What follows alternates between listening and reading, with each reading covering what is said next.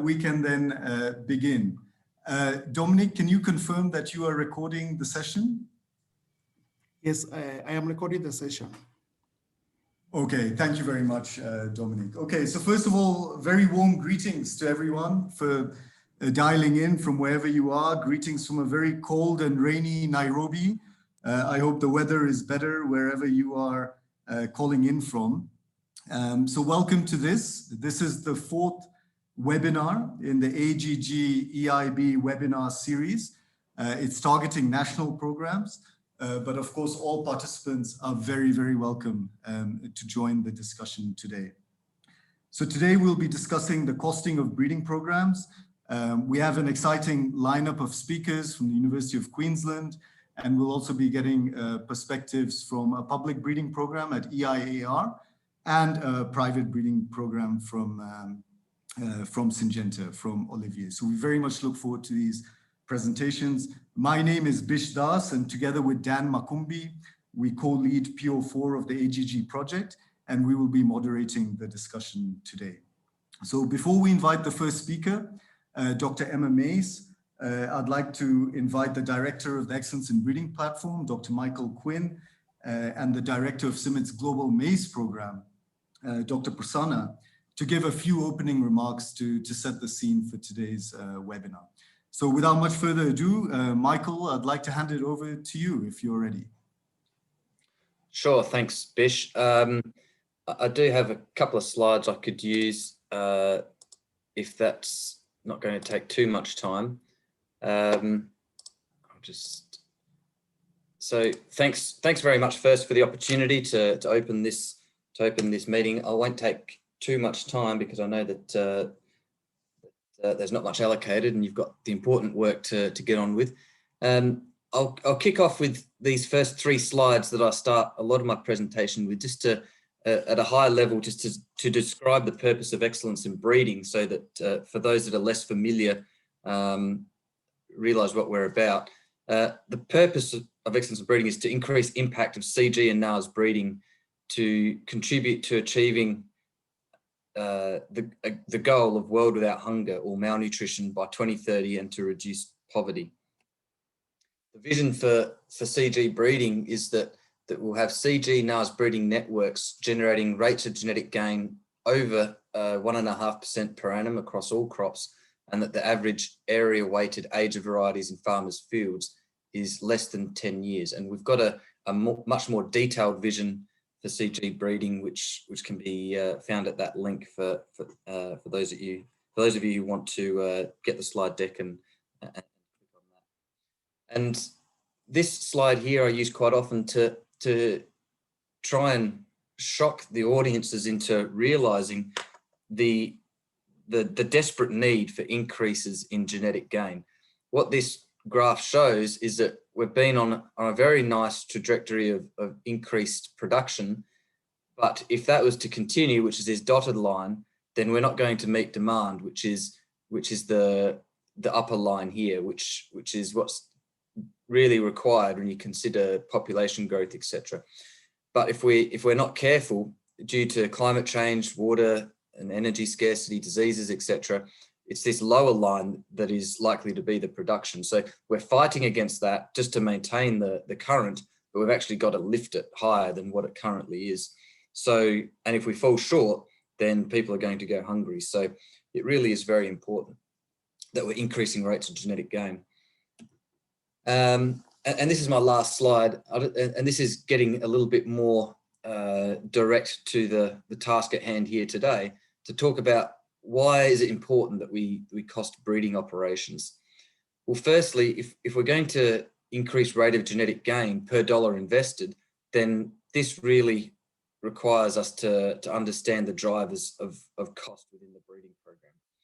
And very closely related to that, if we're going to optimize breeding schemes, if we're going to look at what different breeding decisions how they might result and to try and optimize and to arrive at a better breeding scheme, then the costs of operations are an important input variable for that decision-making process. And if you're trying to develop simulations, which we're doing as a part of, that's one of the things that we're doing with breeding teams from Excellence in Breeding, is to run simulations to optimize breeding schemes, then that's an important input variable.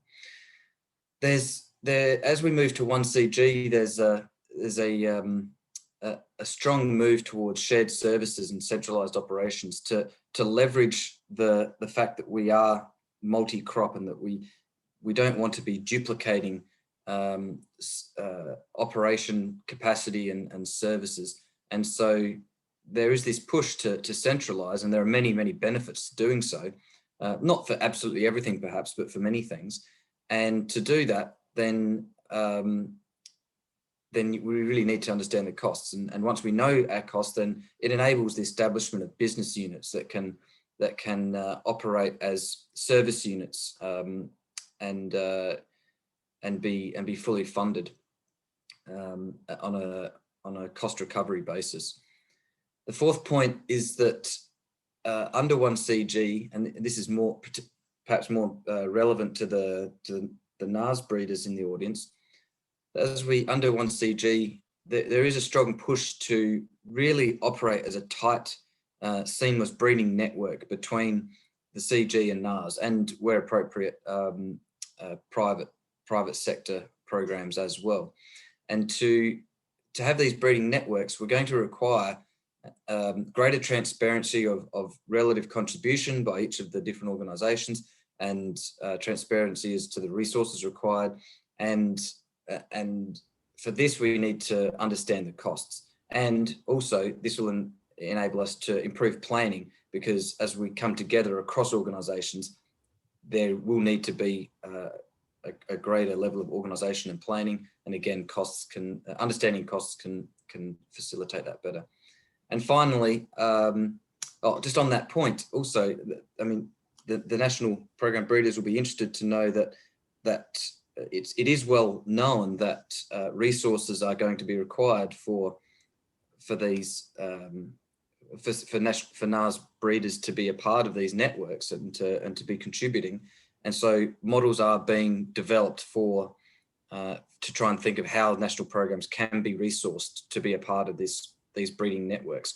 And again, to do that, we're going to need to understand the costs. And so it is going to become a way of being able to resource your operations, and a vital component to being able to resource your operations. And without understanding these costs, it's going to be really hard to fit into those models that are planned to provide the funding.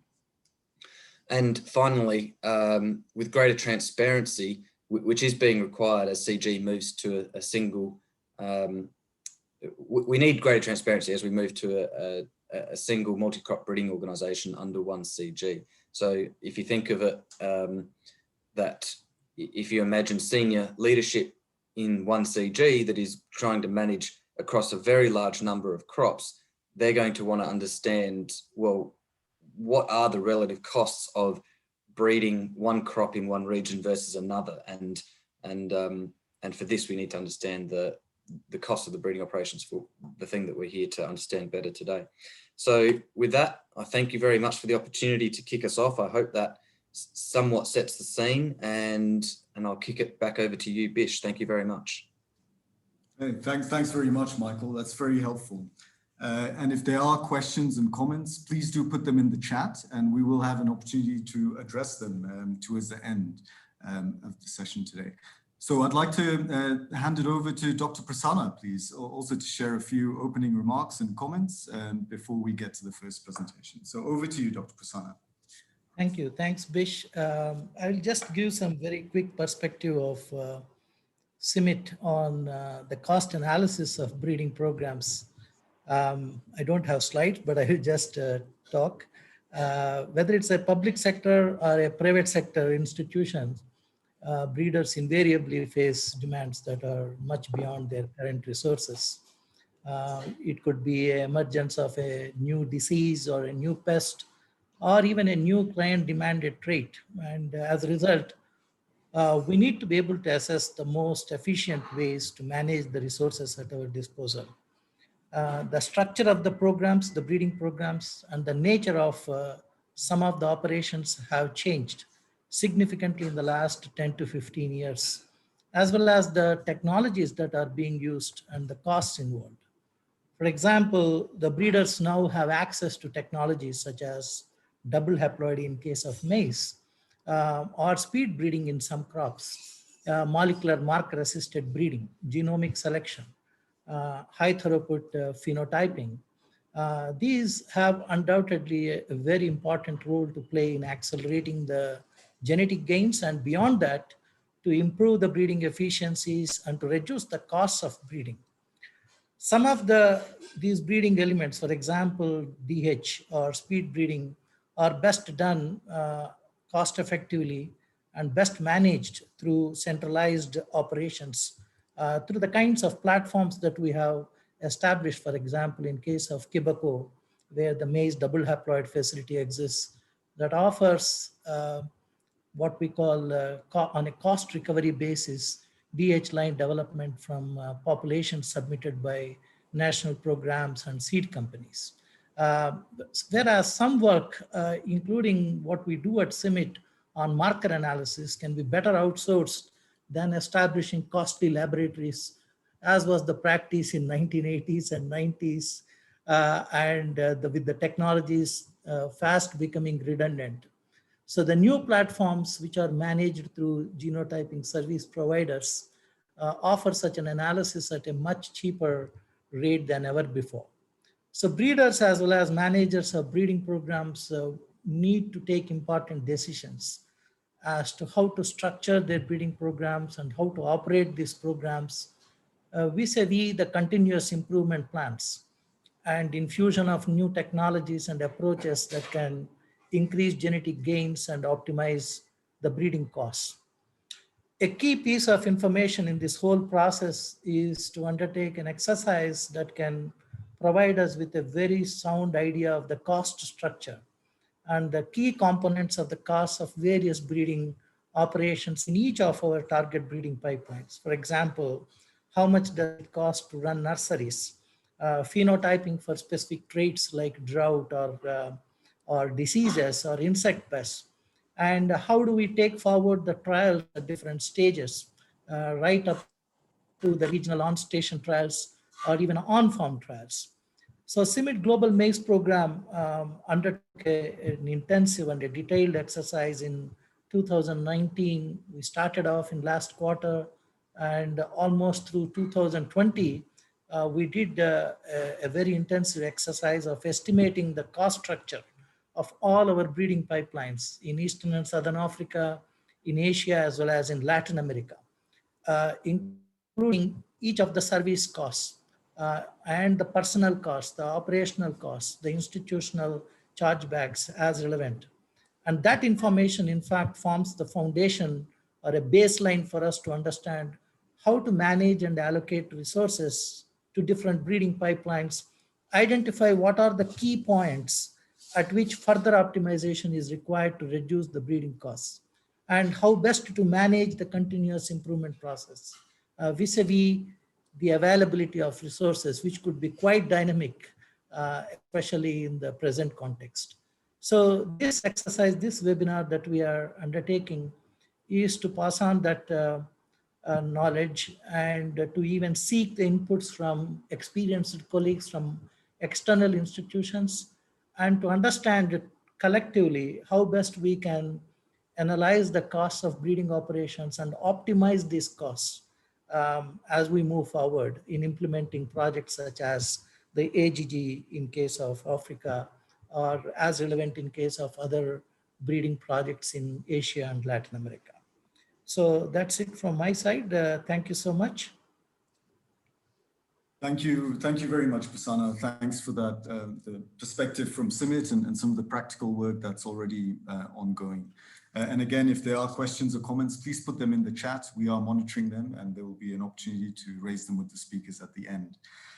So I think we are now ready to get into the main session. So it's really my pleasure to introduce Emma Mays. So Dr. Emma Mays is a sorghum molecular breeder, currently working for the University of Queensland. She's previously held research positions in state governments, universities, and also the CGIAR, and has always had a strong focus on molecular characterization of germplasm. Since 2015, she's been very closely involved in the Mercy project, the capacity building project, working in Ethiopia with EiAR to support the modernization of plant breeding programs. It's a project funded by the Bill and Melinda Gates Foundation. So Emma, the floor is now yours. Please feel free to share your screen. Thank you very much. Thank you, Bish. I'll just get my screen sharing going. Okay. Sure that I'm on the right screen. So can you see that full screen? We can, Emma. We can see Excellent, very thank clearly. you. Excellent. Well, thank you very much to Bish and the organisers to give me this opportunity to talk to you all today. And today I'm going to talk to you about costing breeding pipelines using the UQ breeding program costing tool. Now I'm presenting today on behalf of my colleagues, David Rogers and David Jordan, and together as a team, we've worked on developing this software. So we developed this software to support decision-making for breeding pipeline optimization. So let's be clear about what I mean by the term breeding pipeline. It's a term used by product-focused breeding programs to describe how genetic diversity moves through different stages of the program towards a target, a product concept. And such pipelines generally have key properties, such as the number of individuals reduce in general as stages progress. The pipeline produces a constant flow of products, and the new products that are developed should represent a real improvement over previous products. However, the breeder has many options to consider for modifying and optimizing the pipeline, including changing selection intensities, thinking about when to begin yield testing, and when to start recycling elite lines. In other words, plant breeding is a complex, multi-stage process, and it involves using resources, including genetic diversity, but also budget, money, equipment, labor, land, as inputs into the breeding pipeline to generate new varieties that are superior to existing varieties. And we really need to consider plant breeding as a business, albeit one with a highly complex production line. So to optimize this production line, efficient breeding programs use quantitative genetics principles that are encapsulated in the breeder's equation to maximize genetic gain within resource and time constraints. Now, this equation is a very useful framework for optimizing pipelines. However, in real-world programs, the equation needs to take into account economic and other resource constraints in order to maximize genetic gain per dollar, as Michael mentioned in his opening talk. So, for example, increasing the population size might increase genetic gain, but it's going to mean more plots are required in field trials, and more plots cost more money. Decreasing the generation interval would be great. Again, it would increase genetic gain, but it might mean using off-season nurseries. And again, this is going to cost more money. So plant breeders are faced with complex optimization problems with multiple solutions. And that best balance between the rate of genetic gain and the genetic gain per dollar is not necessarily obvious. And it's also very context specific. It depends on the situation of each breeding program and technologies available. But what is universal is that making good decisions requires good decision support tools to enable breeders to evaluate different alternative scenarios from the point of view of both genetic gain and cost. So we developed the costing tool software to help breeders rapidly generate financial models of breeding programs, which can be used to estimate costs, modify the scale of their pipeline, and compare different scenarios. Now, ideally, breeders need systems to optimize genetic gain and balance with available resources at the same time. And we are working on ways to do this. But both financial modeling and genetic gain modeling are non-trivial. And as a start, the financial modeling that we've put together here provides breeders with a useful information for tactical decisions. So let's look briefly at the architecture of some of the software functionality and define some terms.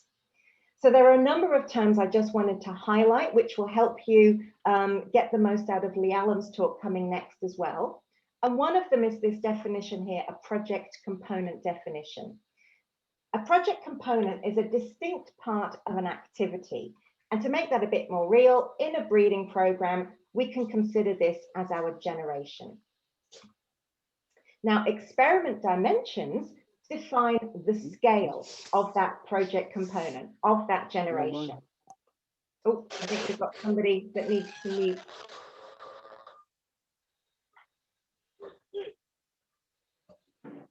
Anyway, I'll continue. So the experiment dimensions define the scale of the project component. Now, the example that I've got on the screen here is of a generation and a field trial. So it defines the number of entries, the number of plots, the land area, the number of rows per plot.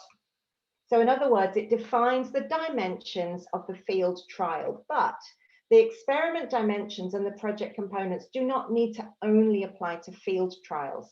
We've tried to make the software generic enough so that it can be used for many other activities, including laboratory activities. So experiment dimensions could define the number of entries and samples in a laboratory test, for example.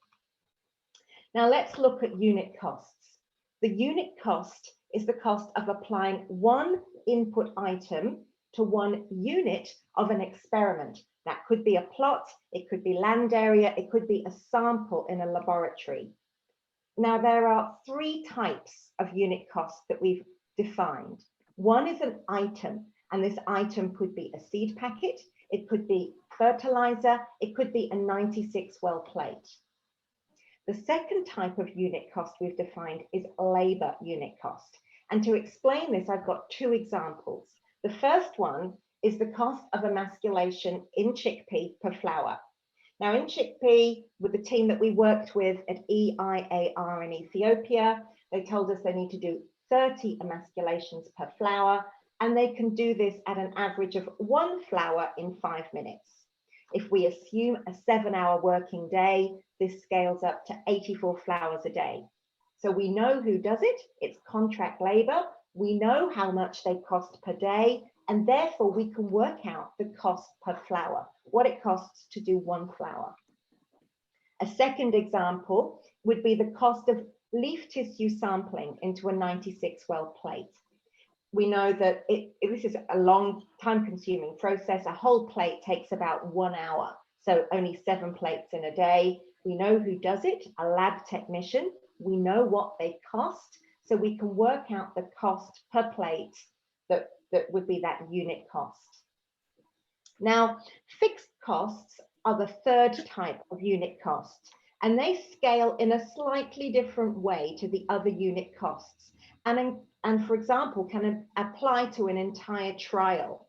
So for example, setting up files for digital data capture for a trial may take the same amount of time whether the trial contains 100 entries or 500 entries. And so applying this as a fixed cost to the entire trial for some things makes more sense.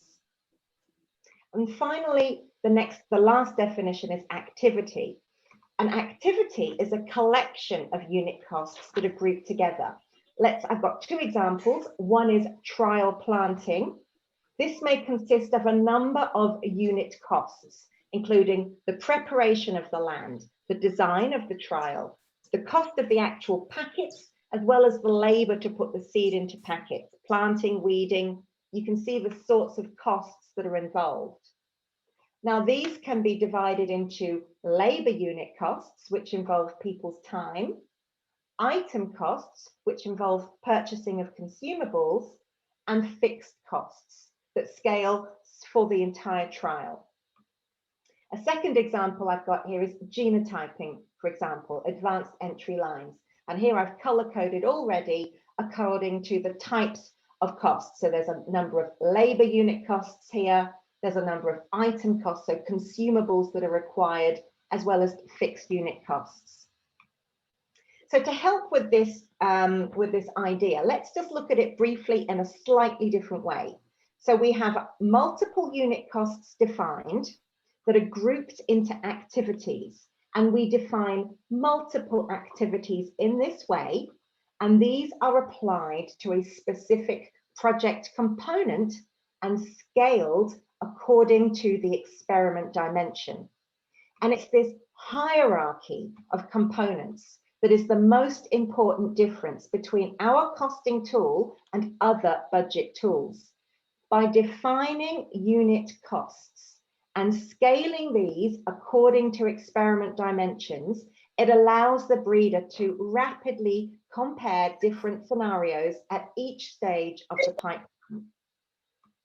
So let's fill this in with a specific example of a national variety testing trial with 3 defined activities and 10 unit costs.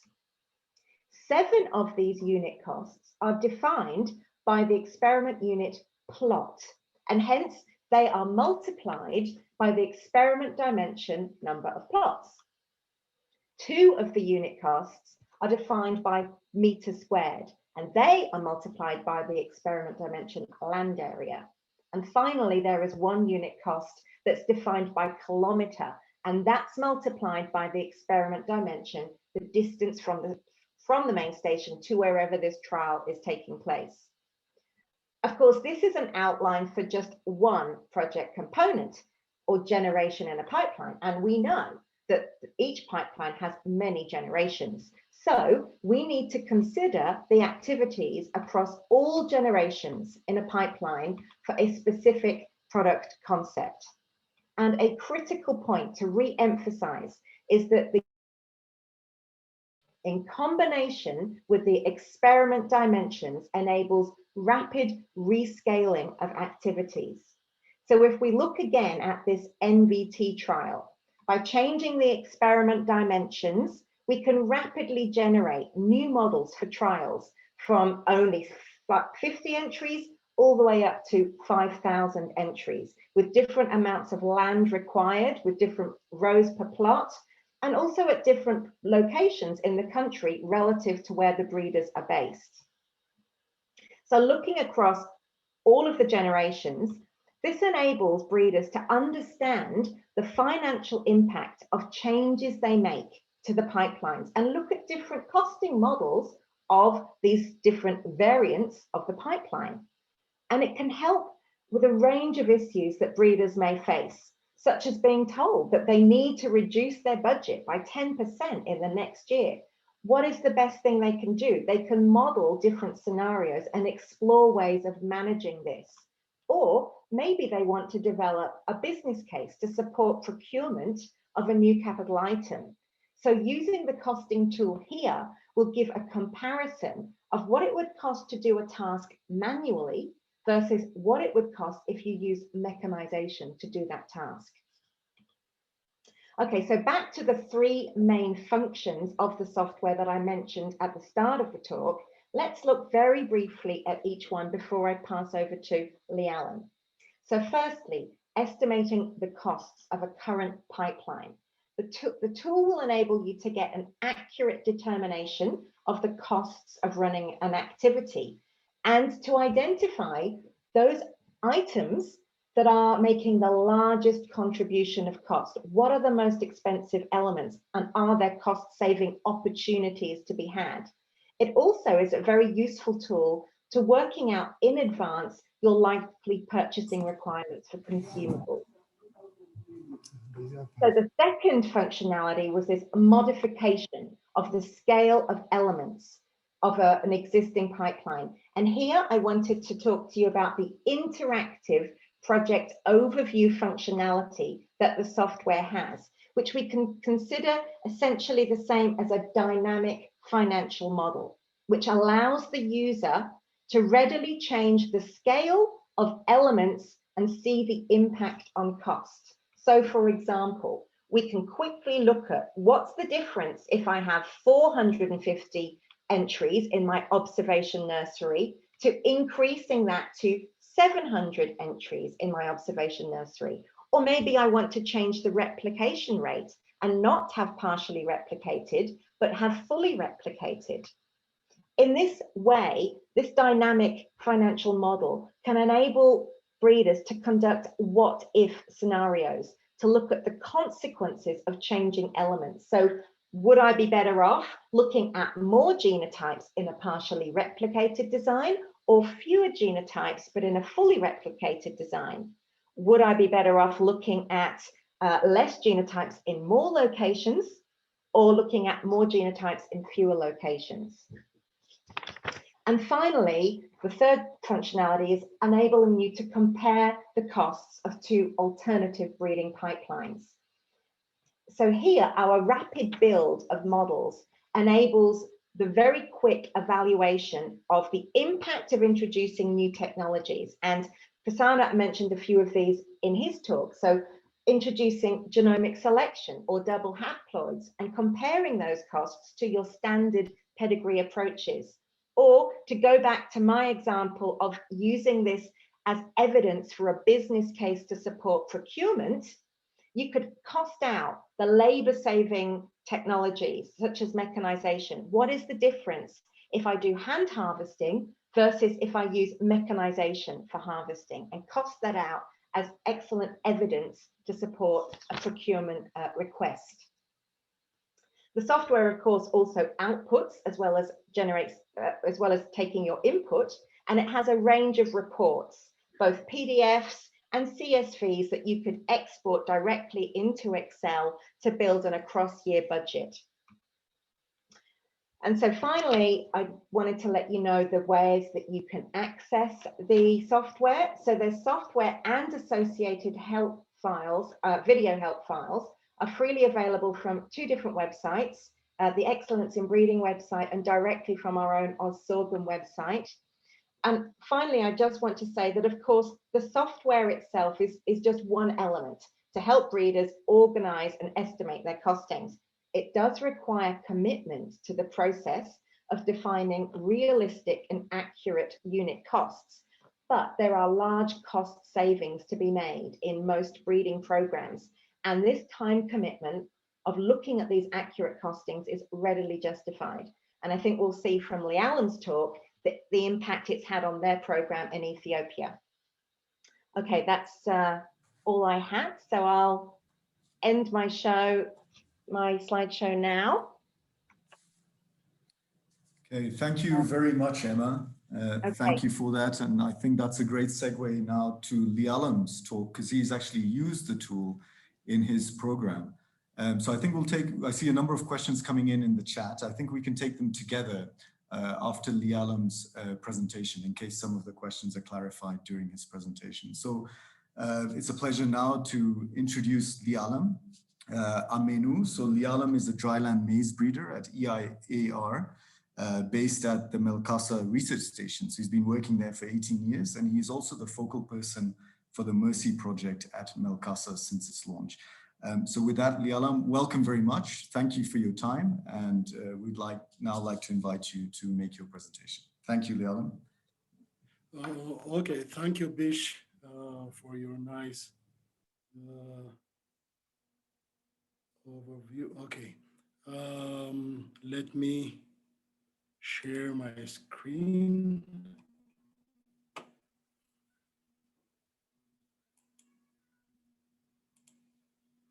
Okay, can you hear me and see my presentation clearly? We can, Lialam. Thank you. Okay, thank you, Bish, and also the organizers for giving me this opportunity to give our view on the on this costing tool application from UQ. My presentation is going to be on costing of the IR maize breeding program, how we did actually using that breeding costing tool and the implications it has on our breeding program.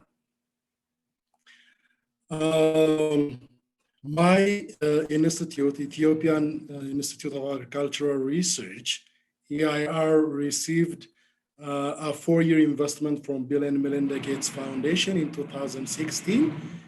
This program or this project is called Modernizing EIR Research in Crop Improvement, which is MERCI project. And this project works on 5 crops, sorghum, maize, wheat, chickpea, and common bean. So the aim of this project is to modernize these national programs in order to increase the rates of genetic gain.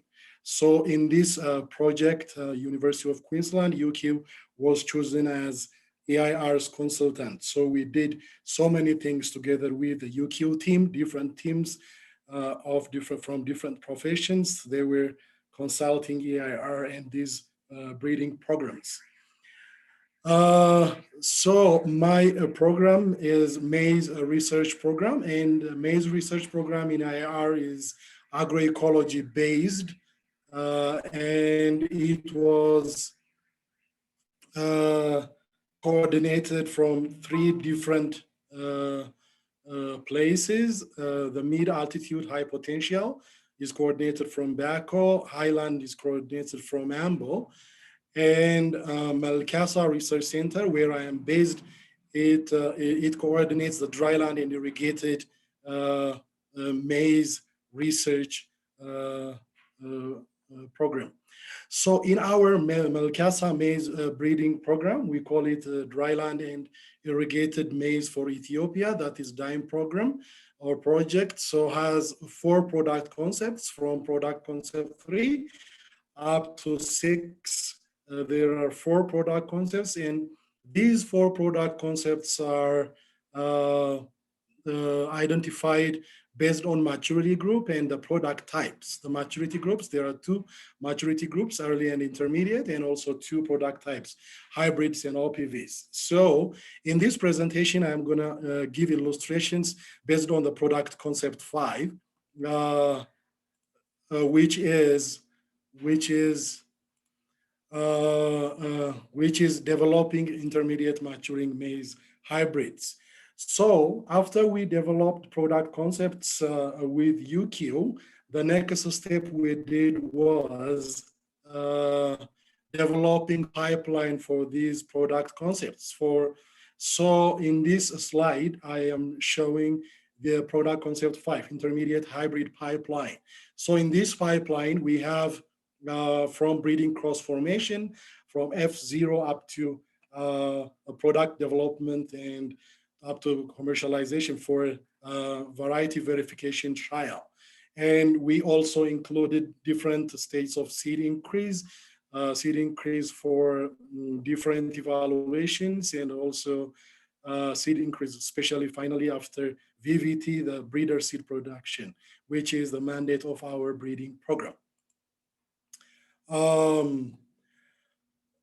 So before we go to the breeding costing tool, before that we had so many challenges, especially with cost, knowing the cost of different our pipeline.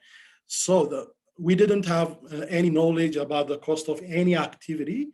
So we don't know how much it costs to do the breeding cross, to do different evaluations at observation variety trial or preliminary variety trial, national variety trial. We didn't have any knowledge how much they cost. And also because of that, we don't have any knowledge about the cost of the product or the pipeline, how one product costs us, how much it costs. And again, due to that, we didn't have any metrics to measure the success of our breeding program in relation to or relative to the dollar or birr spent. Birr is the currency, the local currency in Ethiopia. So what is the genetic gain we got relative to the birr spent? And also, mostly or all of the time, we request budget from the government, and also we request budget from donors. But when we request those budgets, they were based on mere guess. And also, we do different trials, different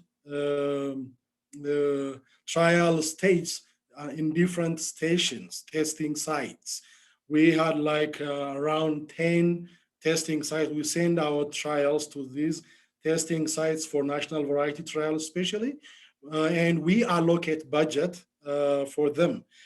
But when we allocate those budgets, it was again based on mere guess.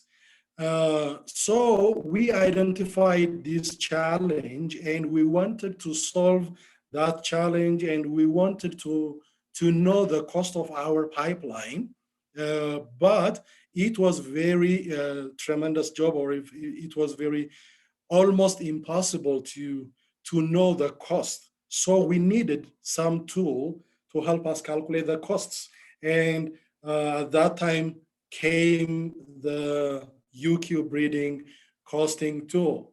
So in this presentation, I'm going to show you how we generated the costings of our product pipelines.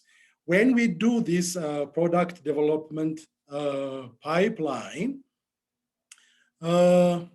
it was the aim of that using the breeding costing tool was to develop scalable financial models of the breeding programs so that we can see how the change in different dimensions, experimental dimensions, which Emma showed you very well, how to change those dimensions and see the cost impact of those changes in the pipeline.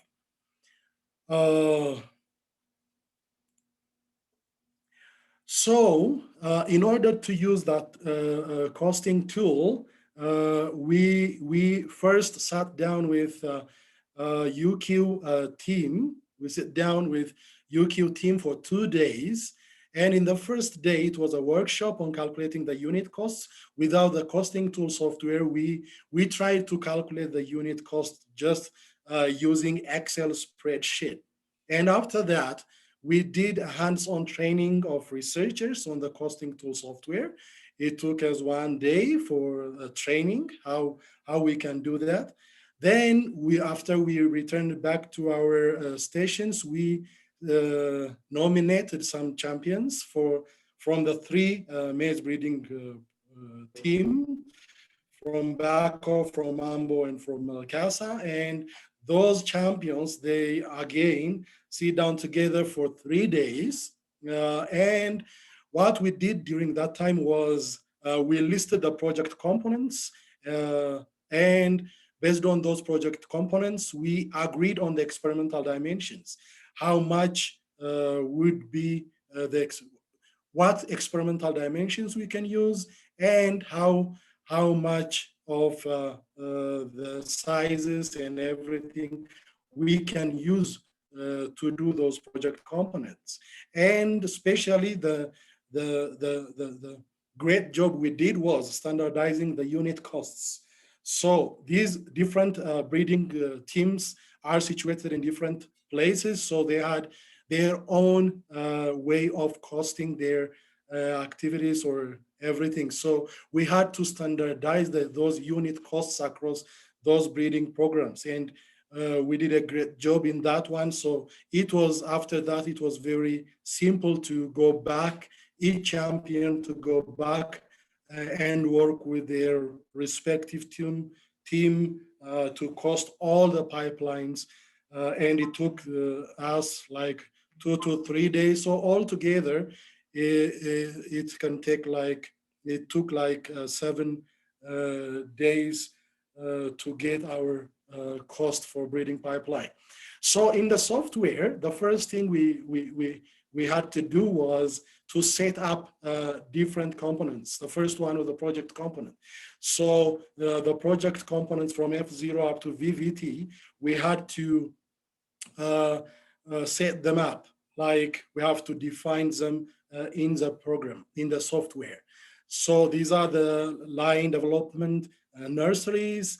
These are the hybrid formations, stage 1 test cross with 1 tester, and stage 2 test cross with 3 tests, and again, the testings or the evaluations, starting from observation variety trial, preliminary variety trial, national variety trial, on-farm variety trial, and variety verification trial, and also the seed multiplication, maintenance, seed increase for multi-evaluation trials, and breeder seed production. So once we defined and set up these project components, the next step was to define again the experimental dimensions. So the experimental dimensions are the sizes of structural size of the experiment, or the size of the tasks. So for example, to calculate the cost of fuel, we have to define distance to site, because we have to measure it by the distance from the main station to the experimental site. So we define those ones, and in the software, these entry, replicates, and samples are default dimensions, and the others are user-generated dimensions. So we generated all the other dimensions. Then after that, it was the unit costs, the different unit costs, the item, the labor, and the fixed unit costs. So in the item unit cost, for example, one of the item is fertilizer. We use blended fertilizer, that is NPS, nitrogen, phosphorus, and sulfur. So in this one, we need 100 kilogram of this fertilizer for 1 hectare. So the experimental dimension will be land area in square meters. So how much per is the cost of 1 square meter? So we calculated that one, and we got this 0.17 per square meters, and it was automatically entered by the software. And also the software has got a small calculator inside there just to calculate this one, and 0.17 is automatically entered as a value there. So the next one is the labor unit cost, and in this labor unit cost, for example, if we take the planting per plot. So when we do any of these tasks or cost these tasks, we are always thinking in the field.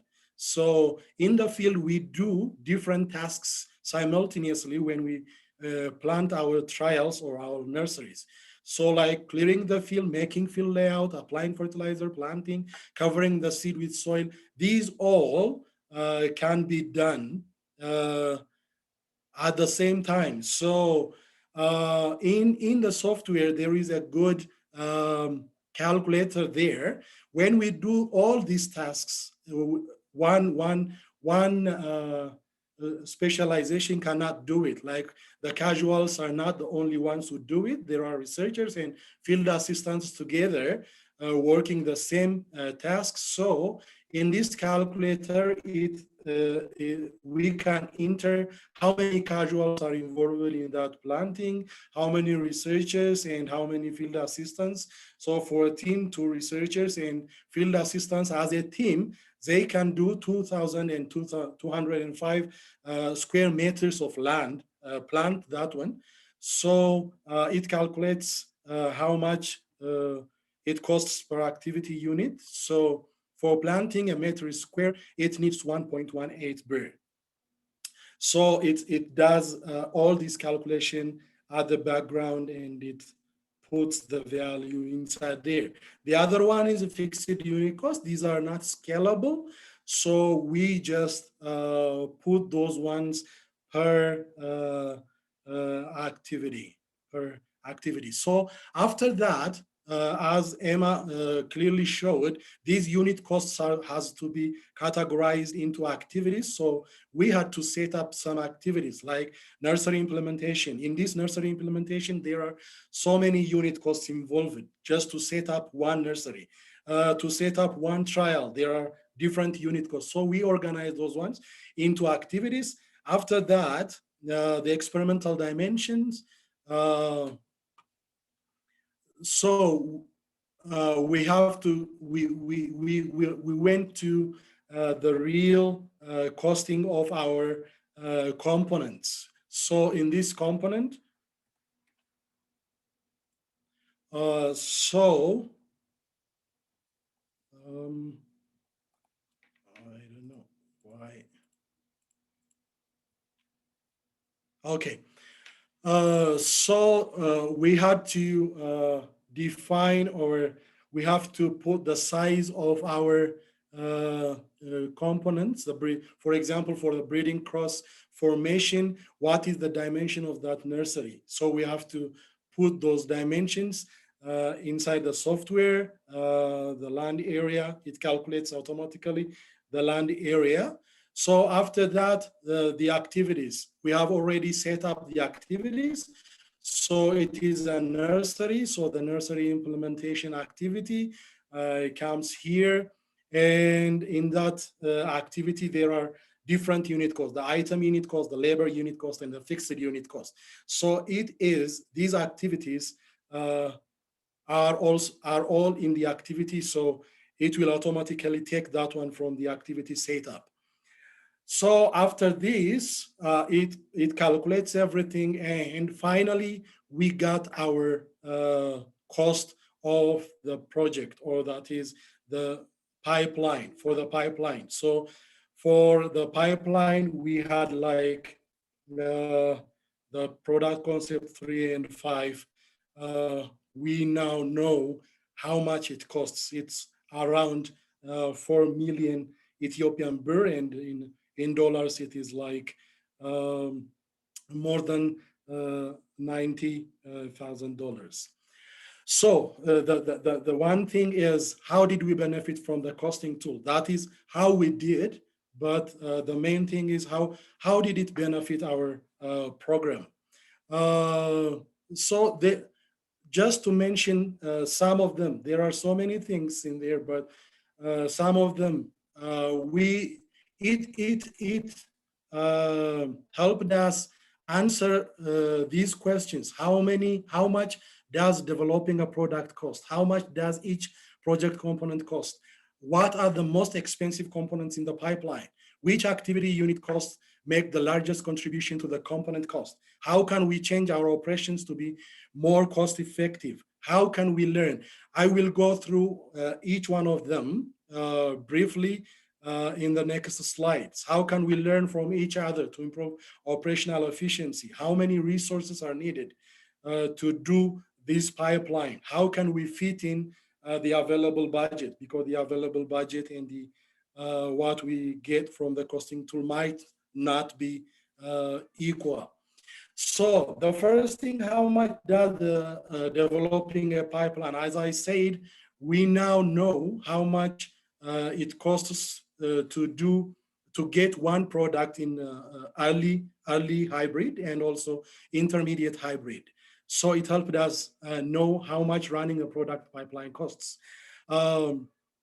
And in this one, these product concepts, when we developed them, they are according to the area of production. So there are proportions area-wise. So we had to evaluate whether this cost is according to the area allocation or the area contribution of these market size of these product concepts. And we saw that it was in line with the market size. It was 40/60, and the cost allocated for those ones were in line with the area. And next, it has helped us know how much it costs to conduct each nursery and trial. That means we know the estimated cost of each activity now, and we can send adequate resources, especially budget, to other testing sites. As I said in the challenge, we didn't know how much we can send to these testing sites. Now we know how much is enough for those trials in those testing sites. And also we can request appropriate resources for collaborative activities. We do different collaborative activities with companies, with CIMMYT and other research centers. So we can now request appropriate resources based on empirical data. For example, in 2018, we received 361 hybrids organized in 8 trials from CIMMYT Zimbabwe. and each entry was planted in 2-row plots, 3 replications, and they were planted in 2 locations. Therefore, they had like 2,166 plots in total. So the approved small grant budget for that was like $7,500. It was equivalent to more than 202,000. So using the costing tool, we found that the total cost was more than 333,000 Ethiopian birr. That means the contribution of CIMIT was like 61%, while the Ethiopian government was 39%. So now we know how much is the contribution there. The other benefit we got was to compare different components and identify the one with the most expensive cost. This helps us identify the unit cost where the greatest efficiency gain can be made. That was here the OVT among the trials. So OVT, PVT, on-farm variety trial. So the one who takes the greatest cost was OVT. So when we look at that one, the next question was, which activity unit cost contributed for this highest cost? So the next one was to see which activity, and we saw that guarding was even almost double to the next highest cost. So we have to be very efficient in the guarding. So we can think of different ways to reduce the amount of cost inside guarding. Like, for example, fencing can be one of the options to reduce the cost. The other one was it has helped us be cost conscious now, so that we can generate new ideas to do some activities. For example, after we see the cost of the stage 1 test crossing, we thought that we can do that one in isolation block, because in stage 1 we are going to cross them with the opposite heterotic group testers. So we can do those ones in 2 isolations, and by doing that, we can reduce the cost of hand pollination, which is very expensive. And also we superimpose stage 1 test crossing with F4 selfing and disease screening. We can do them simultaneously. By doing those, we reduce the land preparation cost, planting, nursery management cost for each component separately. And also it helped us just to see how efficient we can be. Like, for example, in different tasks, cost of harvesting, doing exactly the same activity, the same harvesting in Bako and Malkasa, the cost was different, like 2.32 in Bako and 3.09 at Malkasa. And we asked ourselves, what makes the difference in the cost? So we had to learn from Bako, and the difference was due to the throughput. It was 57 in Malkasa and 42 rows per casual per day at Malkasa.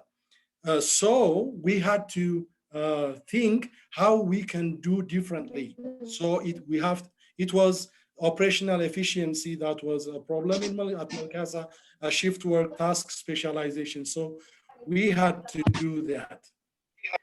The other thing it helped us was to plan how many resources, like land consumables. We can clearly see from like land area for LVT, we need 1.2 hectare. For pollen bags, we need like 70 pollen bags to do 70 populations for breeding cross formation. And the other thing, how can we fit our available budget? That means, as I said earlier, what we request and the available or the approved budget are not the same. So without maximizing the genetic gain per dollar, how can we fit our activities or our tasks into the available budget? So there are different options. using alternative technology, smaller population size, reduce number of replications, reduce number of rows per plot. We can reduce the data collection at some locations due to the G/E or seeing the G/E, and reduce number of locations, postponing some components to the next year. So there are different options, and we have to select those ones. And the costing tool, as Emma showed, the project overview has shown us the what if scenarios, and we could decide which one we can use. For example, the highest nursery, the cost for nursery was test cross formation, and it was like 1,100 entries there. So what if I reduce the number of entries to 700?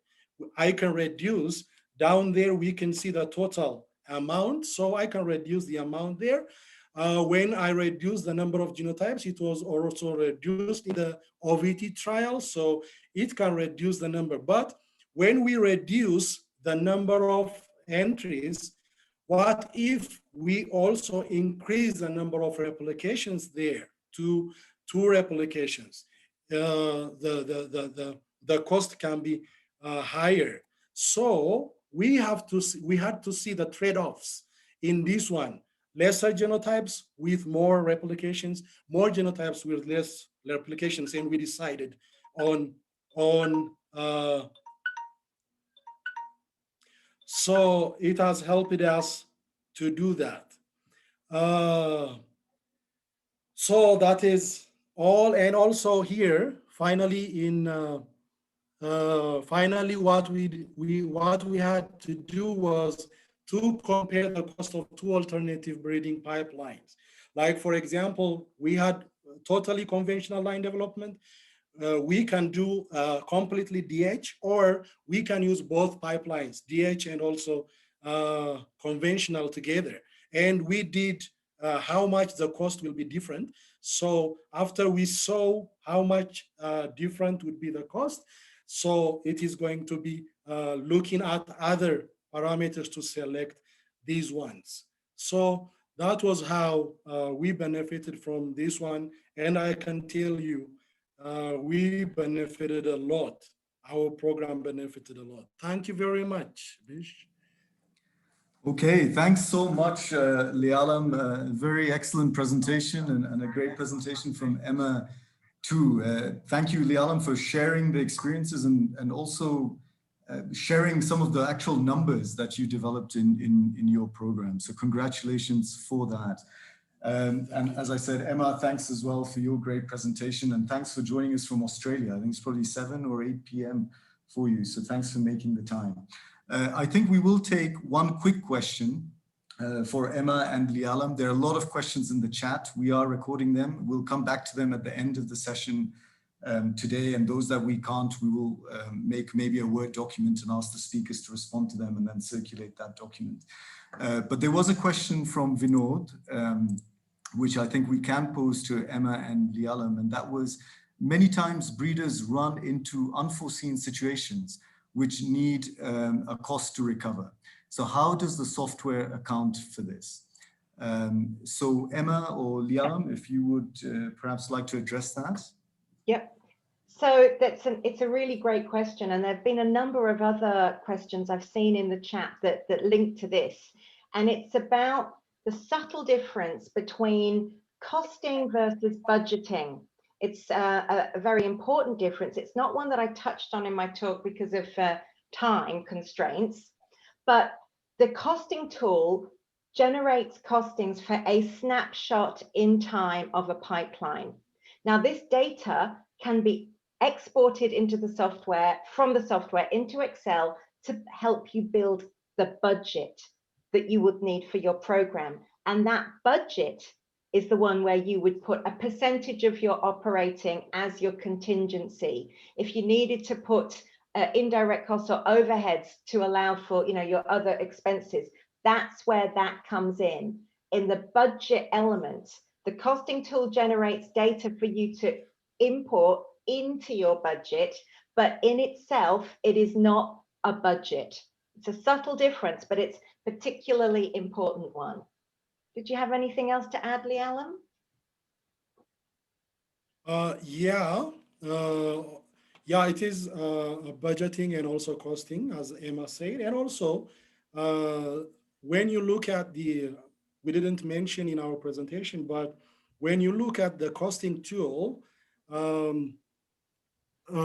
first developing the costing tool, the first step, setting up the unit costs and everything is a little bit time taking, but later on updating those ones is very simple. We can update according to what is done, what is at the time of doing that activity. So we can anytime update, simply updating the unit cost, and it can update everything inside the components. So we can anytime update the costs.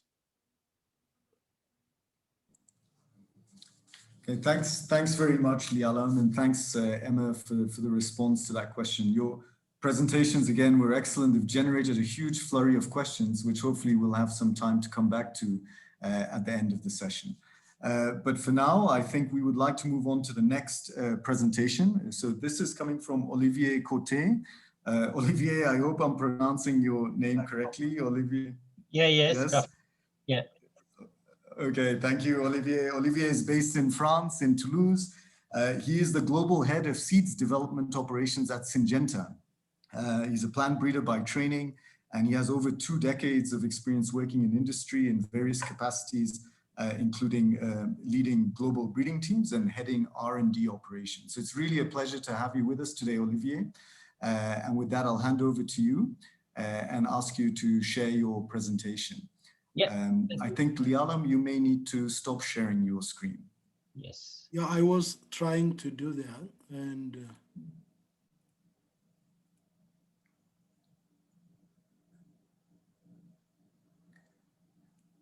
it shows me, okay. Dominic, is there any way we can help Lialam to stop Okay. sharing? Yeah, there we go. All Yeah, right. sure. Thank you. No, I should. All right, thanks, Lialam. Yeah. Over to you, Olivier. Thank you. Thank you very much, Bish, to give me the opportunity to present that. You see my screen properly? We can see it properly. Yes. Okay. No, thank you very much for giving me the opportunity, and thank you to the 2 previous presenters for their very good presentations, which illustrate the interest of costing for breeding program. And I will give you the perspective of a private sector in Syngenta, how we are using that, because it's very, very critical for us. So the main thing is to answer to the questions why we want to have a cost evaluation of our breeding program. From some of the reasons was yes, to measure the cost by programs, but it's also regarding the allocation of the budget and the resource between program or between market segment. Usually we start with the same landscape that Lialam presented, that regarding the market segment. He presented these 3 segments for his country. In Syngenta, for example, if I take this example, which was taken from sunflower, we have mainly 3 key market segments. And the heat stress in orange, the mid-late in green, and the blue one for the early maturity. So it is important to describe that, but to describe it in a very precise manner about the market value and your competitive landscape, how you are positioning in these different market segments. For example, the early market segment, the blue one, in terms of market value is the highest one. Then you see the mid-late and the heat stress, which is a smaller one. But which is very important as well in terms of market segment is to anticipate the trend of this market segment, because you know obviously that a breeding program will deliver a product in 7, 8, 10 years from now.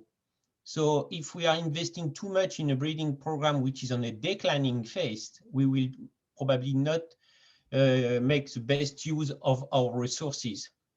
So we have to evaluate and anticipate the trend of each market segment and position the company where we are in terms of market share. For example, 4% in the early market segment, we are not really good. And we need to as well position ourselves in terms of competitiveness versus the competitor. The genetic gain is very important. And if you have a competitor which are doing a better genetic gain than you, obviously you will not be able to sell your seeds because your product will be not so competitive. So we evaluate in fourth quarter, so the best in class type of product, the first quarter, which where we have good position, like in the mid-late, for example, we are green with 22% of market share, or the market where we are clearly leader, best in class with more than 50% of the market. So the first step is really evaluate the market size, evaluate our market share, and evaluate the competitiveness that we have. But we have to evaluate that also in terms of value and in acreage and in value. So usually what we do is we evaluate the market size, that we can have different market with different value, even with the same market size. For example, the early segment, we have 1.3 million, or the mid-late, they have the same market size, but not the same market value. And the same for the heat stress market segment. So then we split and we have a view about how the market is shared today, almost 50% in terms of value for the early market, 32% in terms of for the late, and 20% for the heat stress. Then you see the trends as I have said. And where you are, how many products do we have today in our portfolio to sell to the farmer? So we have to evaluate our portfolio. So we have two products in the early, 8 products in mid-late, and 4 products in the heat stress. So and then as well, and that's why it's so important to have a cost evaluations, how we split our resource and our budget in the different market segment. 10% for early, 50% for late, 40% for heat. And usually we have the tendency to put a lot of resource in the market segment where we are good. And when we are not so good, sometimes it's really difficult to catch up the competition. So it's a strategic decision, or we go or we stop. But spending only 10% in a market segment where we are not good and it's growing, it's probably not an efficient use of our resources as well. So we have to work with also the marketing and sales team to see if we want to make progress in this market segment, how much product we need to have in portfolio. So how much our breeding pipeline should deliver in terms of number of product in each different market segment. And according to that, how much budget we need to allocate. So you have, based on the previous presentation, you see that you will have an evaluation of your market, of your breeding program for each different market segment. So you will be able to evaluate the number of money you need to dedicate to produce six product or 5 product from your breeding pipeline. And then you reallocate accordingly your breeding budget. So if you see on the bottom left, where we are today with 50% of the resources in a market segment where we are good, but where the trend is decreasing, and maybe in our leading position, we are maybe spending a little bit too much money comparing with the value of the market. Maybe we need to rebalance and reallocate differently our resources to a 20-25 product, but focus more on 55% for the early one. But that again is really depending of our market competitiveness versus the portfolio. And the time is critical because usually, as you know, in breeding program, the time to deliver the breeding pipeline takes time. It can take 5, 10, or 15 years. And where we allocate our resource versus our competitive positions and which type of risk we are taking in our breeding program is different between the competitiveness that we have in the different market. So if I take the example here, where we are leader in the orange heat stress market segment.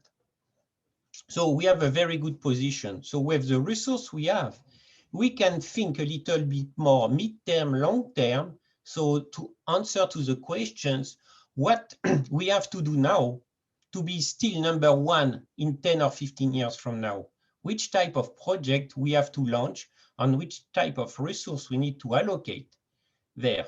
But when you are catching up the competitions, and it's really critical to deliver product on the very short term, you should concentrate your resources maybe more on a early development, early deliveries.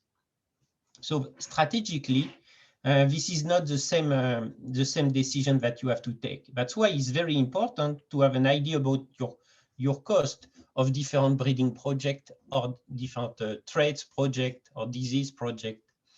Because if you are in a leading positions, you can take some technical or financial risk because you are good today, and you will concentrate your project more in the area where you have a very high strategic fit and a technical and financial risk because you are in a good position. So maybe out of 4 risky projects that you are developing, only one will be successful, but this one will be the one we will allow you to maintain your #1 positions. So a strong leadership portfolio allow long-term investment and invest in innovative projects with maybe high risk, but a high strategic interest. When it's completely different, when your position is weak and you need to concentrate your project, which are a low technical risk because you need to deliver quickly and with a certain strategic fit as well, maybe a little bit less than in the previous case, but you really to deliver now, because if you are not delivering now, you will not be able to deliver in the long term. You will be dead before. So it's very important to concentrate your project on very short term, and short term in breeding, it's probably 5 years. So this is something that we have to have in mind when we allocate our resource. And for that, you need to have an idea, of course, of the cost of different projects, as it was presented before. So catching competition need to focus on few key projects, limited your risk, and concentrate your resource on short-term and deliveries. This is something which is very important.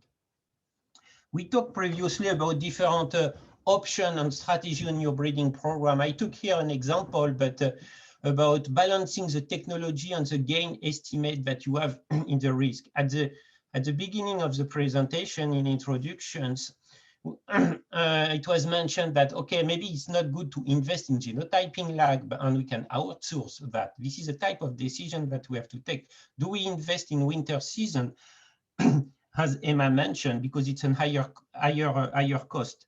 So that need to be balanced as well. I just took an example here with a different technology of single seed descent or double haploid technology, which can be much costly for some crop, depending on the technology for double haploid. If you are using microspore in brassica or industrial line in corn, this obviously will have not the same cost. But you can imagine as an example that if you are delivering 10 years in a current breeding program, if you use SSD, sometimes you will need some additional facility or highest number of plants to manage, but you can gain 1 year. But it's for a 10%, let's say, increase in your budget. If you have some money, maybe you can take the risk to invest in a higher high throughput technology like a double haploid to gain even more 1 year. So you will deliver your product earlier in the market, you increase obviously your genetic gain comparing with your competitors. So that need to be balanced between the resource you have, the technology you want to implement, and the time to deliver. You see, this is also one thing that we have to balance when we invest, because some investments are really linked with the fixed cost. And it was presented in the previous presentation, the notion of fixed cost and variable cost. And this is really critical, especially when we mention concentration of stations. When at the beginning, Mike presented the breeding scheme change and concentrate of the operations. This is very important because the cost structure and obviously the budget that you will allocate to your program is not linear, obviously. You have a fixed cost that you cannot move and a variable cost which is correlated with the volume. This is the item or labor cost which was presented previously. So if I take a very simple example, and it's a theoretical example, but if, for example, to run some plot, for example, 100 plots, which will cost $700. It means you have one tractor to do it. It costs $600 plus the variable cost of 100. If you move to 500 plots, you will still have one tractor, so the fixed costs are the same. Correlatively, you increase your variable cost, mainly item and labor cost, by 600. So you are moving for a cost per plot from $7 per plot to $2.4 because you have increased the volume, the number of your plot, without increasing your fixed cost. But imagine that you need to increase again by 100 plots your volumes, and you need an additional investment. It can be an additional tractor, but you can do the same exercise with the stations, for example, where you have a lot of fixed cost. Then you are increasing your fixed cost by 1,200, and then you increase your variable cost only by 100 for 100 plots. And then you grow up again your cost per plot of $3.2. So you increase your unit cost by 33%, just by adding a new investment in your breeding program. So this is something that need to be put in perspective, the volume that you want to do versus the investment in terms of fixed cost that you want to have, in order to really to balance better your resource allocations. This was very simple things that I wanted to share with you today, that the interest of a breeding program is really to align the resource. Costing a breeding program is aligning the breeding resource with the business market segment, establish project priority and resource allocation depending on your competitive positions, allocate your resource, short-term, medium-term, or long-term, depending on the strategy and the technology you use, because that has a very important impact on your breeding program. Evaluate in parallel the cost benefits when you apply a new technology or moving to winter season, for example. And keep in mind that the investment we are doing are impacting our unit cost as well. In some case, it can be a heavy impact in some country. For example, when you need to import, if you want to build a greenhouse and you need to import all the goods from outside, that can have a huge impact on your unit cost.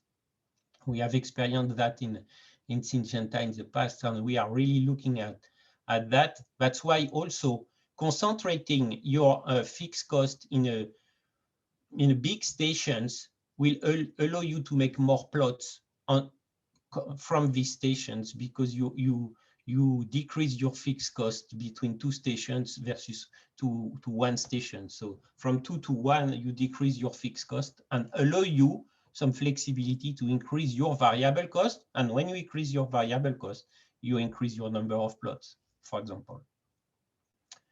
This is a few things that I wanted to share with you. And Bish, I open for questions if we have. Okay, thank you. Thank you so much, Olivier. Thanks for sharing that perspective from industry, the strategy, how resources are allocated, and also for sharing some of those examples of sunflower. It's a unique perspective that we often don't get to see. So thank you very much. Yes, and many people seconding that. We now have an opportunity for questions and answers. There's been a lot of stuff in the chat. At this point, I'd like to hand over to my colleague, Dan Makumbi, to moderate the Q&A session. So Dan, I'm handing over to you. Thank you, Bish, and thank you to the presenters for very nice presentations, right from the EIB head to Prasanna and then to our invited presenters. So there are quite many questions in the chat box. Let me start with a question from James Gethy. He's asking, how do you build in the costs of seed increases for trials? Because they constitute a major step in breeding. I think that is directed to Emma. Yep, thank you very much for that one. This question, and actually a number of others that I've seen in the chat, relate to the flexibility of the software. I gave some specific examples, as did Lee Allen, but these are just examples. And as David Rogers has commented in the chat, this tool, when it arrives, is blank. So you can define the product, the projects and the project components that are relevant to you. It doesn't even have to be a breeding program. This could be used to cost anything. We tried to keep it as generic as possible. And that's why some of the terms, such as project component, are a little bit unusual and not directly linked to breeding. We did that deliberately to keep things flexible. So costing in seed increases is just another activity or another project component and can be added in. Lee Allen did it too. And yes, and Lee Allen gave an example of seed increase, I think, in his presentation. There was also a question about in potatoes and different types of populations. Again, it's the flexibility that will give you the option to define the activities exactly as you need. And there was another question from IITA about the terminology, and the stages 0 to 7, again, can be defined however you need.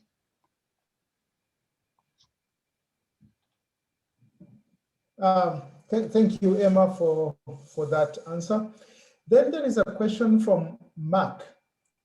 Mark asks, is there a way of dealing with the differences in costs relative to scale? Because the model described implies that costs are independent of scale. However, typically, as scale of operations increases, the unit cost declines. Yeah, that's a great question, Mark. There's a number of ways that this can be thought about. So you could certainly define different unit costs for different scales of activities. Or you can define something that will work within the context of your program. Obviously, the boundaries that are set within the activities that you do might be appropriate, depending on how far you're pushing things. But if you really are getting to a different scale where different costings are relevant, then you can define different unit costs for different scales of activities. The flexibility in the software will enable you to do that. Okay. Thank you, Emma. There were a couple of questions which touched on the operating system where the software runs on. Basically, they were asking whether it runs on a Mac or only on Windows applications. I think David Rogers answered that question, but maybe you can add it in case some people didn't see the answer you posted in the chat box. Yes, currently it's just a Windows application. We don't have plans at this stage to port it to other platforms, but that could always be considered in the future if it was deemed worthwhile and there was funding provided to do that extra development work. There are ways that you can run Windows applications on Macs if it's someone that doesn't have access to a Windows machine. You can use virtual machines such as Parallels and tools like that. But the short answer is currently it is purely a Windows application. Thank you, David. The other question came from Chris, who asked if the software offers any optimizations, like plotting optimization. Yeah, so the answer is no, it doesn't. So the software is not specifically optimization software. It's really about generating the costs and looking at those in a different way. So the simple answer is no. Okay, thank you, Emma. The other question was from Had, who asked if the same costing concept can be used in costing a potato breeding program, where they use heterozygous populations as opposed to the case of grains. Yeah, so I touched on that in my earlier response about flexibility. Absolutely. The examples that Lee Allam and I gave were different, but you can define the activities that are relevant for your crops, or indeed even beyond crops. Okay, great. There was a question from Professor Swenen on the stages 0 to 7, but I think in your first answer, you handled that. Karule from Uganda had a question about whether a program that uses a combination of conventional and molecular breeding can use this tool. And I think Jordan gave an answer, but Jordan, maybe you can expand on your answer. Yes, so I think that the answer to the question is the program, and Emma's already answered it, the program is very flexible. So any process within your breeding program that you can specify appropriately and cost can be included in the pipeline. So within the pipelines in Ethiopia, we've included NIR, we've included double haploids, we've included marker screening. So it's very flexible as long as the individual or the group can specify the costs and build it into the framework. Okay, thank you. There were a lot of compliments on the quality of the presentations from Emma, and then to Lialem. Morgan sent a compliment to Lialem. He was part of the team that started the costing tool for EIR, and he was appreciative of the storytelling capabilities of Lialem. Thank you so much. Zaidi had a question. That his question is, the breeding costing is usually dynamic and location specific. So how frequently do you have to calibrate the software? That was a question from Zaidi. Yeah, that's a great question.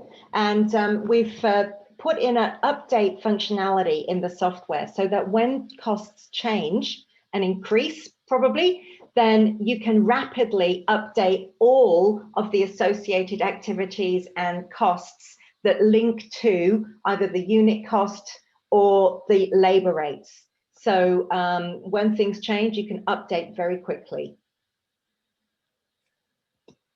Thank you very much, Emma, for that answer. Then the next question was directed to Lialem and is from Godwin. The question is, does the tool help take care of background costs, e.g. of supporting staff, managers who indirectly support product development in the breeding pipeline? Thank you, Dan, and also the questioner for that question. As earlier said, this is a costing tool, it is not a budgeting tool. So the difference, one of the differences there is, in the budgeting tool, you have to have the costs of all the actors in that one. But this one is almost the operating cost. So they are the ones who are directly involved in the operation are the ones who are included in this one. So that one can be catered for after you get the output from the costing tool. When you budget for any purpose, you can add those ones later on. Yeah. Yeah. Emma, you can add on if you have anything different.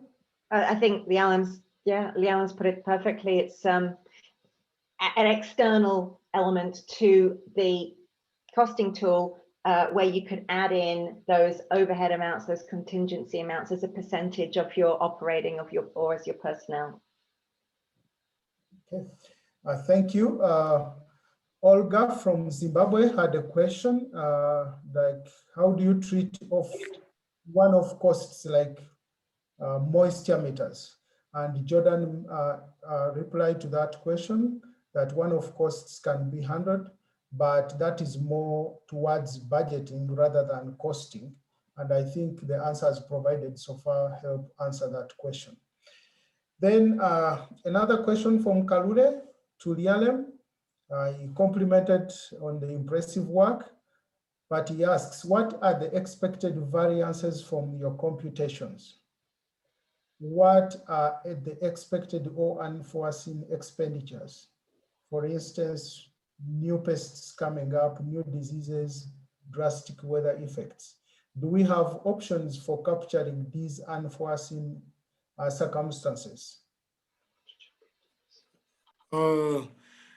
Yeah, when we the variances, when we did these activities, what we did was we wanted to be as realistic as possible. So most of the time we did some small experiments just to see how much would it cost each task. And about the disease and everything, yeah, as I said earlier, the costing tool is very flexible. So anytime anything happens, and if you know the cost of maybe, for example, the chemicals or other mitigation options or something like that, you can add them anytime and see what the impact of those management options have on the cost of the activity. So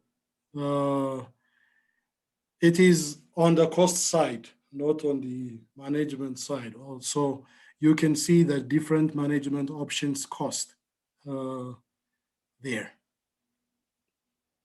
Okay, thank you, Lialem. And David, do you have anything to add on that? No, I just was involved in a bit of chat conversation about programs where there's a research element and a breeding element. And I think this is a common thing in the CG system, but also in my own breeding program. And I think we really need to think about our breeding and research separately. So the breeding part of the program is you're running it like a business, you're interested in developing products. So it's very important to separate those costs of research, which are very important, from the costs of running the breeding program, because muddling them together makes your breeding program look too expensive and yeah, potentially makes it harder for you to get money for research as well. Okay, thank you. Peter had a question for Lialem.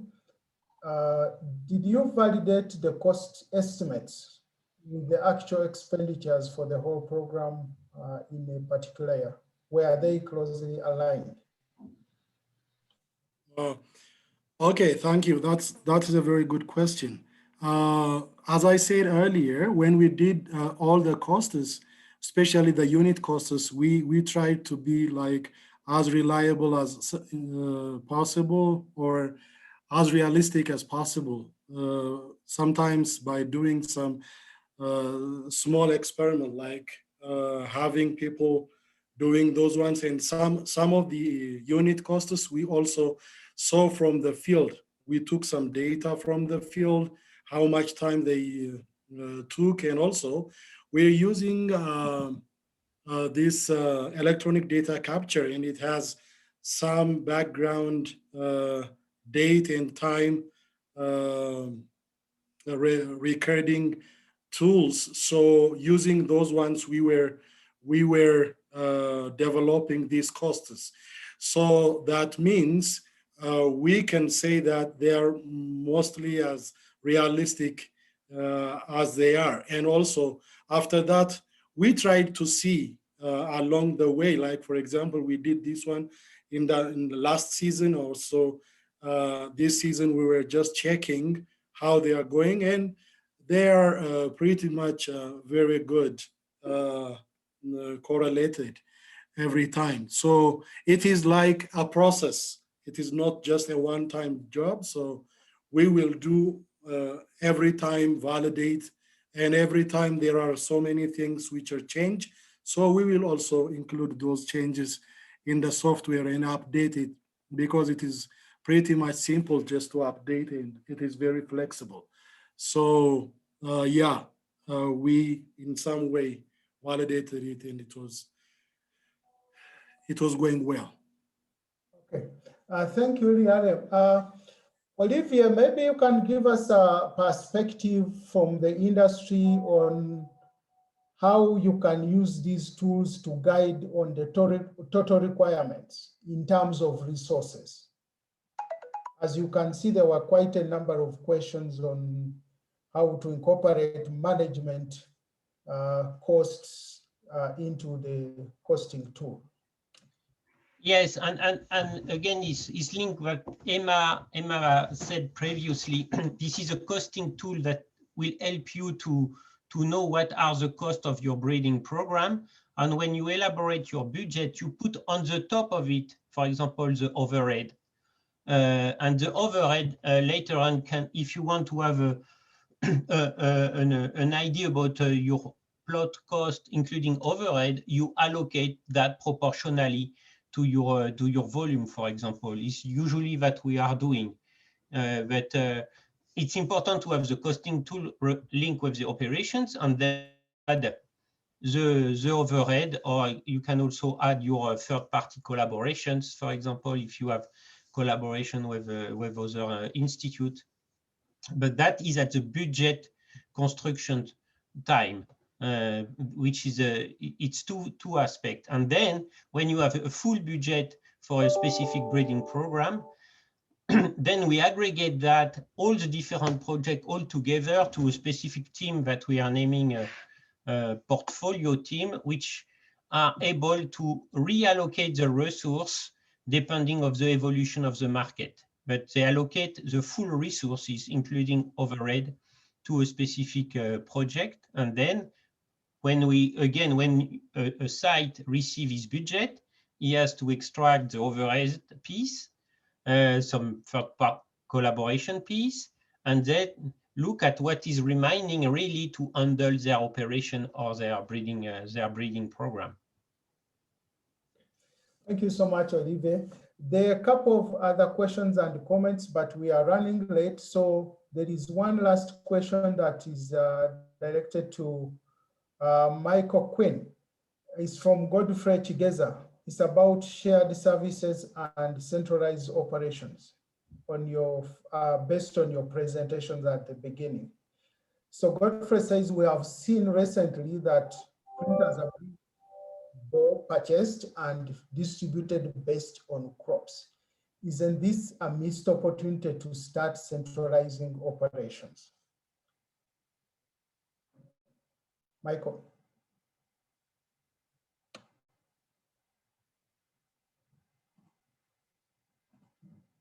Hello, Michael. Michael.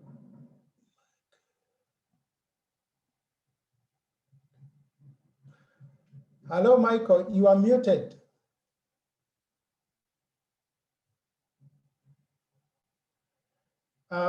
Bish, do you want to come in and answer that question? Yeah, I can try. I think it's It's a good one for Michael to answer. He seems to be online. Michael, are you online? You are muted if you're trying to speak. Muted. Right, okay. Yes, potentially, Godfrey, but I think the idea with all the digitization equipment that has gone out to the stations is that equipment that can be used by multiple programs should be used by multiple programs. So if there are seat counters or tag printers that have been sent across and they can be used by different programs, they should all try and use them rather than making individual investments. So that would be my answer to that. Let me see if we have Enghua on the line, who's leading centralization for EIB.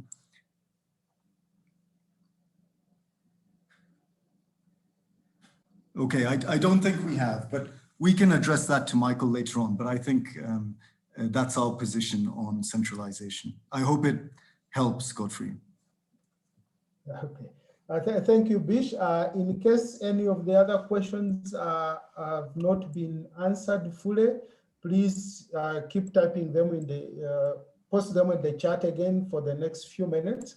But at the moment, we want to go to the closing stages. And at this moment, I want to invite Dr. Godfrey Seya from Naro, Uganda, to give the closing remarks. Godfrey? Thank you, Dan, and greetings to everybody. Also, thanks for the opportunity. I think allow me on behalf of participants first to thank all the presenters, that is Emma, Lielam, and Olivia. And my remarks is really going to focus on the takeaways from the presentation and the remarks. Number one, it is clear that moving forward, it is important to critically look at our breeding cost units so that we can make some investment decisions in breeding. Two, also the application of breeding costing is going to be an important component of continuous improvement process in our breeding programs. So improvement in streamlining our breeding and product pipelines, but also monitoring genetic gains in terms of cycles, but also dollar invested. So those are going to be key. But that said, it's also clear that we're at different stages in commodities, programs, and also networks. So there are people who are already using this and they are using to optimize their breeding programs, but also there are those who are planning to use it. There are those who are in the process of using it. I think there's now a need to continuously build capacity so that everybody can jump on board and we are on the same page in regards to the breeding operations and costing. Number three, we also know that now there's a lot of opportunities in terms of shared resources and the new tools that we can all take advantage of to drive down costs. And it will become important as we make the decisions in the product and breeding pipelines. So that will also be important as we consider costs. So the balance between breeding operation costs and also service costs. As you saw in Olivia's presentation, a lot of investment decision whether to go DH and reduce time versus operations that take longer and also cost more. So those decisions have to be made. And also from private sector perspective, I think important also that the balance between research and development costs versus the market value. I think that is something that has also come through and is very key in our decisions and also minimizing costs. Are we investing in the right trades? Are we investing in the right products? And are we making the right decisions? I think that is what is coming through in those in that presentation. And I think lastly, as we move forward to the networks, there's opportunity to consider, in my opinion, also sharing roles so that we can reduce cost, because a lot of costs in breeding programs come from trialing. So sharing roles can increase data points and increase also the number of sites. with the minimum costs, as we say at the ROS. And I think that is something to consider moving forward. And I think with that, allow me to stop there and thank everybody and the organizers, particularly the Global Maize Program Secretariats, Nick Davis, Dominic, and Pana, who are also online. Thank you. Thank you, Godfrey, for those words. The last word will come from Dr. John Derera at IITA. Dr. John Derera, please. Thank you very much, Dan, for giving me this opportunity to say a few words.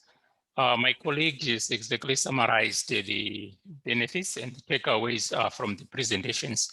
But I just want to underline that we are quite grateful and appreciate the presenters for sharing information, both from the point of application of this kind of software and the importance of cost management in breeding programs.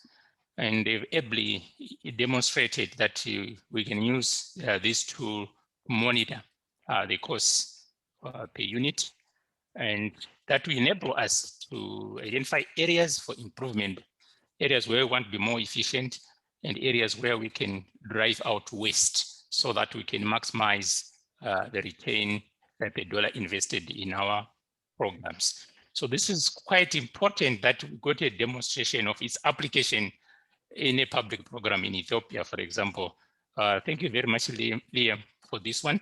It really showed the wide application of this tool. It was also nice to look at the application in a commercial breeding program, as presented by Olivia here, clearly showing that this is really the tool that we want to improve our programs and maximize genetic gain per dollar invested.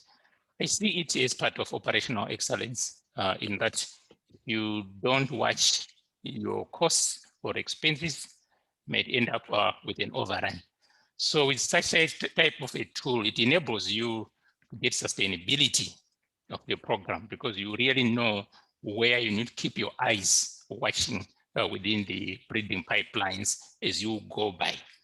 But most importantly, the fact that if the tool is used by many organizations in different regions, we can use it for benchmarking between programs to say, well, we are spending $5 on this.